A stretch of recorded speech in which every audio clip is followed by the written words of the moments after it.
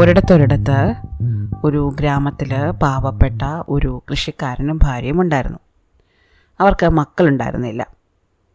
ഒരു കുട്ടിയെ വേണം എന്ന് അവർക്ക് വലിയ ആഗ്രഹമുണ്ടായിരുന്നു. ഒരുപാട് പ്രാർത്ഥിച്ചു, ഒരുപാട് ദേവാലയങ്ങളിൽ സന്ദർശനം നടത്തി, പാവങ്ങൾക്കൊക്കെ ഒരുപാട് ഭക്ഷണം ദാനം ചെയ്തു. എന്തൊക്കെ ചെയ്തിട്ടും അവർക്കൊരു കുട്ടിയെ വളർത്താനുള്ള ഭാഗ്യമുണ്ടായില്ല. ഈ കൃഷിക്കാരൻ്റെ ഭാര്യയ്ക്ക് ഇക്കാര്യത്തിൽ വലിയ വിഷമമുണ്ടായിരുന്നു. അവരുടെ മുറ്റത്ത് ഒരു വലിയ മൈതാനമുണ്ട്. അവിടെ കുട്ടികൾ കളിക്കാൻ വരും. ആ കുട്ടികൾ അങ്ങനെ കളിക്കുന്നത് കണ്ട് അവർ മിക്കവാറും മുറ്റത്തിരുന്ന് സങ്കടപ്പെടും. എനിക്ക് ഒരു കുട്ടി ഉണ്ടായില്ലല്ലോ, ഉണ്ടായിരുന്നെങ്കിൽ ഇവരുടെ കൂടെ കളിക്കാൻ പോയേനേം എന്നൊക്കെ അവർ വിചാരിക്കുമായിരുന്നു. ഒരിക്കൽ അങ്ങനെ ഇരുന്നുകൊണ്ട് അവർ വിചാരിച്ചു, എനിക്ക് വളർത്താനൊരു കുട്ടി ഉണ്ടായിരുന്നെങ്കിൽ അതൊരു മനുഷ്യക്കുട്ടി ആവണമെന്നൊരു നിർബന്ധമില്ല, ഒരു പന്നിക്കുട്ടി ആയാലും മതി, എനിക്ക് വളർത്താൻ ഒരു കുട്ടി വേണം. ഇങ്ങനെ വിചാരിച്ചുകൊണ്ട് അവരങ്ങനെ ഇരുന്നപ്പോൾ ആകാശത്തൂടെ ഒരു മാലാഖ പറന്നുപോയി. ഈ പ്രാർത്ഥന മാലാഖ അറിഞ്ഞു. മാലാഖ വിചാരിച്ചു ഇതങ്ങ് നടത്തി കൊടുത്തേക്കാന്ന്. താമസിക്കാതെ കൃഷിക്കാരൻ്റെ ഭാര്യ പ്രസവിച്ചു. ഉണ്ടായത് ഒരു മനുഷ്യക്കുട്ടിയല്ല, ഒരു പന്നിക്കുട്ടിയാണ്. നല്ല പിങ്ക് നിറമുള്ള ഒരു പന്നിക്കുട്ടി. താൻ പലപ്പോഴും വളർത്താൻ ഒരു കുഞ്ഞിനെ വേണം എന്നാഗ്രഹിക്കുമായിരുന്നല്ലോ.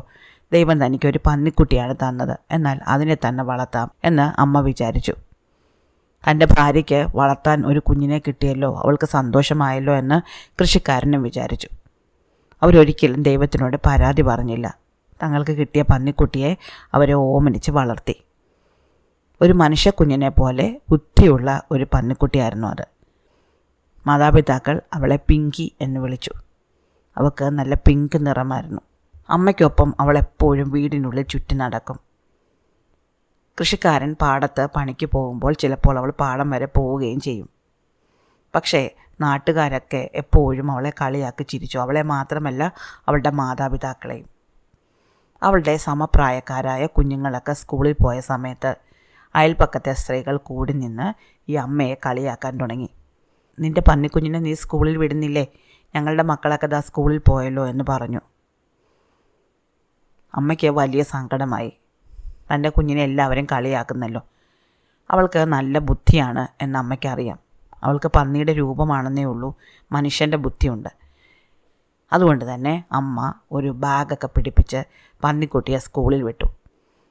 അവൾ സ്കൂളിൽ ചെന്നതോടെ സ്കൂളിലാകെ കോലാഹലമായി. കുട്ടികളെല്ലാം ചിരിയോടി ചിരിയാകെ ബഹളം. എന്നാൽ പന്നിക്കുട്ടിയാണെങ്കിൽ അച്ചടക്കത്തോടെ പോയി ഒരു ബെഞ്ചിലിരുന്നു. അധ്യാപകർ പഠിപ്പിക്കുന്നത് ശ്രദ്ധയോടെ കേട്ടു. വീട്ടിൽ വന്ന് അതൊക്കെ വായിച്ച് പഠിച്ചു. എഴുതിക്കൊണ്ട് ചെല്ലാൻ പറയുന്ന കാര്യങ്ങളൊക്കെ അവൾ കൃത്യമായി എഴുതിക്കൊണ്ട് ചെല്ലുമായിരുന്നു. അതവൾ എങ്ങനെ സാധിക്കുന്നുവെന്ന് അവളുടെ അധ്യാപകർക്ക് അത്ഭുതം തോന്നി. അവൾ ഒരു വാക്കുപോലും സംസാരിച്ചില്ലെങ്കിലും പഠിപ്പിക്കുന്ന കാര്യങ്ങളൊക്കെ അവൾക്ക് മനസ്സിലാകുന്നുണ്ട് എന്ന് അധ്യാപകർക്ക് മനസ്സിലായി. അച്ചടക്കമുള്ള നല്ല ഒരു മിടുക്കി കുട്ടിയായിരുന്നു പിങ്കി. അങ്ങനെ ഇരിക്കെ ഒരു ദിവസം അയൽപ്പക്കത്തെ കുട്ടികളെല്ലാവരും കാട്ടിൽ സ്ട്രോബെറി പെറുക്കാൻ പോയി.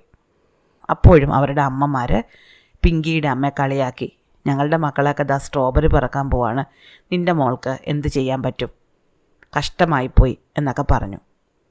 പിങ്കിയുടെ അമ്മയ്ക്ക് അത് കേട്ടപ്പോൾ സങ്കടം വന്നു. പാവം എൻ്റെ മോള്, അവളെ എല്ലാവരും കളിയാക്കുന്നല്ലോ, ഇന്ന് അവളും കൂടെ സ്ട്രോബെറി പെറുക്കാൻ പോട്ടെ, അവൾ മിടുക്കിയാണ്, അവളെ കൊണ്ട് പറ്റുന്നത്ര സ്ട്രോബെറി അവളും കൊണ്ടുവരും. അതുകൊണ്ട് പിങ്കിയുടെ കഴുത്തിൽ അമ്മ ഒരു ചെറിയ കൊട്ട തൂക്കിയിട്ടിട്ട് അവളെ സ്ട്രോബെറി പെറുക്കാൻ വിട്ടു. പിങ്കിയുടെ അയൽപക്കത്തെ വീട്ടിലെ കുട്ടിയുടെ പേരായിരുന്നു ജാക്ക്. ജാക്കിന് പിങ്കിയോട് വലിയ സ്നേഹമായിരുന്നു. അവൾ ഒരു പന്നിക്കുട്ടിയാണെങ്കിലും നല്ല ബുദ്ധിയുള്ളവളാണ് എന്നവനറിയാമായിരുന്നു. അതുകൊണ്ട് മറ്റുള്ള കുട്ടികൾ പിങ്കിയെ ഉപദ്രവിക്കാതിരിക്കാൻ വേണ്ടിയിട്ട് ജാക്ക് പിങ്കിക്കൊപ്പമാണ് നടന്നത്. കുറേ ദൂരം ചെന്നപ്പോൾ പിങ്കി മറ്റുള്ളവരിൽ നിന്ന് ഒഴിഞ്ഞു മാറി കാടിൻ്റെ മറ്റൊരു ഭാഗത്തേക്ക് പോകുന്നത് ജാക്ക് ശ്രദ്ധിച്ചു. പിങ്കി 4 പാടും നോക്കുന്നത് മറ്റാരും കാണാതെ പോകാൻ വേണ്ടിയാണെന്ന് മനസ്സിലാക്കിയ ജാക്ക് കാട്ടിലൊരിടത്ത് ഒളിച്ചിരുന്നു. അപ്പോൾ പിങ്കി കാടിനുള്ളിലേക്ക് പോകുന്നത് കണ്ടു. കാടിൻ്റെ ഏറ്റവും ഉള്ളിൽ ആരും കാണാത്ത ഭാഗത്ത് ചെന്നപ്പോൾ അവളുടെ രൂപം പെട്ടെന്ന് മാറി. അവൾ ഒരു മനുഷ്യക്കുട്ടിയായിട്ട് മാറി. എന്നിട്ട് അവിടെ നിന്നിരുന്ന സ്ട്രോബെറികളിൽ നിന്ന് അവൾ നല്ല തുടുത്ത് പഴുത്ത സ്ട്രോബെറി പഴങ്ങൾ പറിച്ച് കൂടയിൽ നിറയ്ക്കാൻ തുടങ്ങി. കൂടെ നന്നായിട്ട് നിറഞ്ഞു കഴിഞ്ഞപ്പോൾ അവൾ വീണ്ടും വേഷം മാറി ഒരു പന്നിക്കുട്ടിയായി മാറി. എന്നിട്ട് സ്ട്രോബെറിയുടെ കുട്ടയും കഴുത്തിലിട്ട് വീട്ടിലേക്ക് തിരിച്ചു നടന്നു. ഈ കാഴ്ചകളെല്ലാം അത്ഭുതത്തോടെ കണ്ടു നിന്ന ജാക്ക് ഇക്കാര്യം ആരോടും പറഞ്ഞില്ല. താനിത് കണ്ടു എന്ന് പിങ്കിയെയും അറിയിച്ചില്ല. സന്ധ്യ ആയപ്പോൾ അമ്മമാരെല്ലാം വഴിയിലിറങ്ങി നിന്നു. കാട്ടിൽ സ്ട്രോബെറി പറിക്കാൻ പോയ കുഞ്ഞുങ്ങളെ കാണുന്നില്ല. നോക്കുമ്പോഴുണ്ട് ഏറ്റവും മുന്നിൽ വരുന്നത് പിങ്കിയാണ്. പിങ്കിയുടെ കഴുത്തിൽ തൂങ്ങിക്കിടക്കുന്ന കൂടയിലാണ് ഏറ്റവും കൂടുതൽ സ്ട്രോബെറി. മറ്റുള്ള കുട്ടികൾക്ക് വളരെ കുറച്ചേ കിട്ടിയിട്ടുള്ളൂ. പക്ഷെ പിങ്കി നന്നായിട്ട് സ്ട്രോബെറി പഴങ്ങൾ ശേഖരിച്ചിട്ടുണ്ട്. മറ്റുള്ള സ്ത്രീകൾക്ക് വല്ലാത്ത അസൂയ തോന്നി. എന്നാലും അവർ പിങ്കിയുടെ അമ്മയെ കളിയാക്കി. എന്തൊക്കെ കൊണ്ടുവന്നെന്ന് പറഞ്ഞിട്ടെന്താ, ഒരു പന്നിക്കുട്ടിയല്ലേ അവൾ എന്ന് പറഞ്ഞു. പിങ്കിയുടെ അമ്മ ആരോടും ഒരു പരാതിയും പറഞ്ഞില്ല. അവരുടെ മകളെ അങ്ങനെ സ്നേഹിച്ച് വളർത്തി. വർഷങ്ങൾ കടന്നുപോയി. എല്ലാവരും പിങ്കിയെയും പിങ്കിയുടെ അമ്മയും അച്ഛനെയും കളിയാക്കുമായിരുന്നെങ്കിലും ജാക്കിനറിയാമായിരുന്നു പിങ്കി ഒരു സാധാരണ പന്നിക്കുട്ടിയല്ല. അവൾക്ക് വേഷം മാറാൻ പറ്റും. അവൾ വളരെ സുന്ദരിയായ ഒരു പെൺകുട്ടിയാണ്. അവളുടെ അമ്മ അങ്ങനെ പ്രാർത്ഥിച്ചു പോയതിനാൽ മാലാഖ അവൾക്ക് പന്നിയുടെ രൂപം കൊടുത്തതാണ്.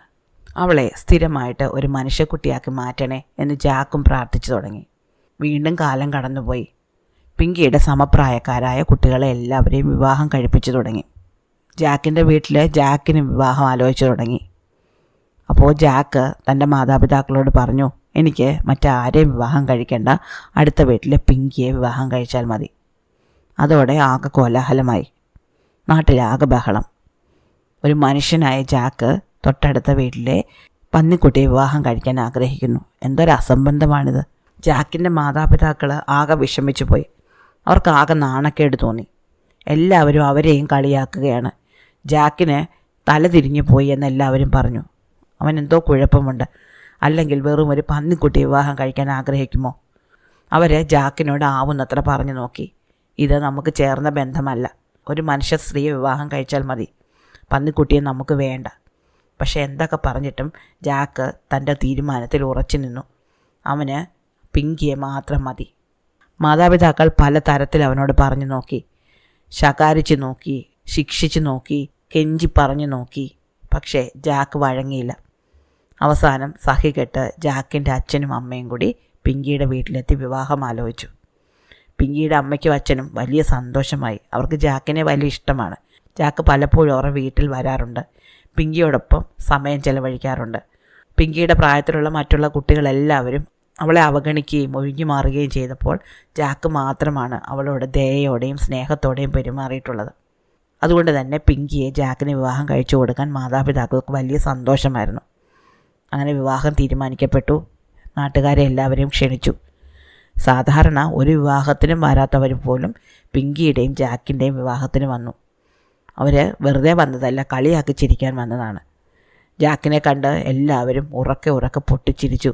ഒരു പന്നിക്കുട്ടി വിവാഹം കഴിച്ചിരിക്കുന്നു. ജാക്ക് വളരെ സന്തോഷത്തോടെ പിങ്കിക്കൊപ്പം നിന്നു. വിവാഹം നടന്നു.